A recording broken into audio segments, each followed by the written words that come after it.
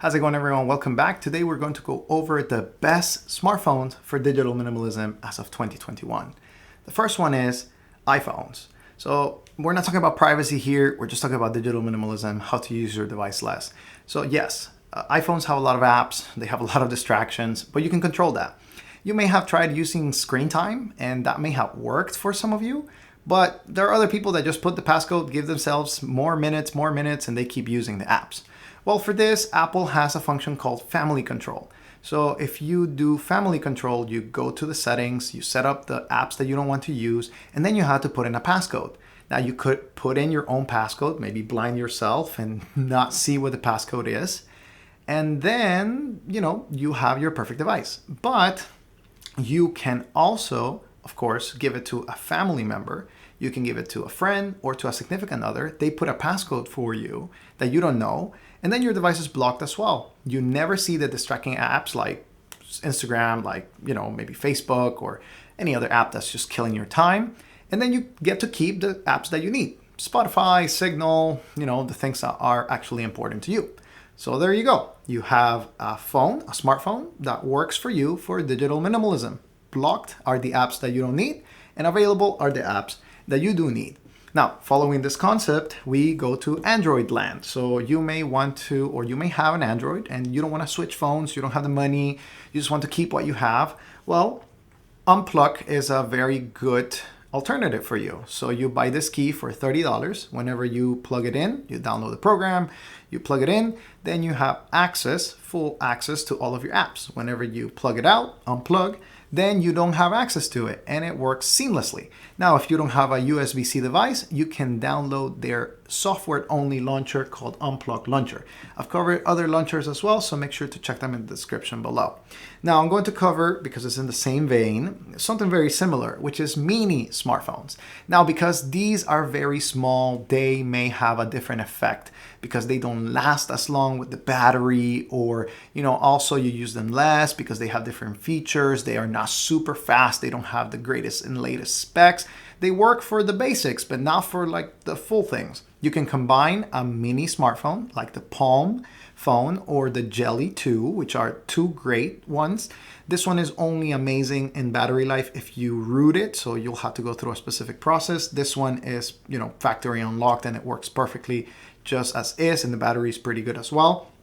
So you can combine that with the Unplug launcher, or you can just buy a mini smartphone. I have actually found that when you have a mini smartphone, in just my personal experience, I use it less because it's not as powerful, it's not as big, it's not as attractive as that huge screen. So again, that may be a good alternative for you.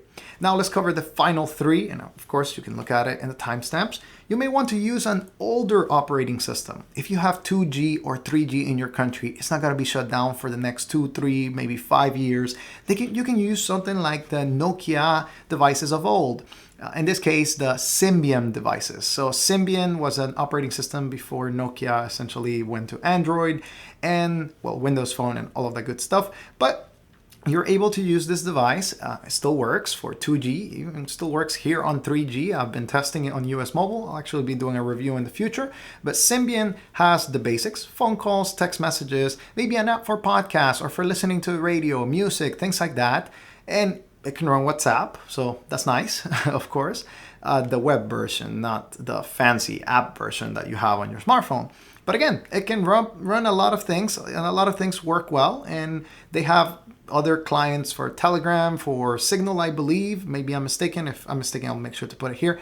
And of course, it works. Great battery life, great build quality, especially this one. The 808 has a 48 megapixel camera. So if you're into taking pictures, this may be a good device for you. Now, it does have some things that, of course, they're not compatible anymore. It doesn't have 4G LTE. It doesn't have the fast speeds. The browser is a little clunky, things like that. But it still works pretty decently. Now, if you want a modern take on a Linux operating system, then Ubuntu Touch may be the solution for you.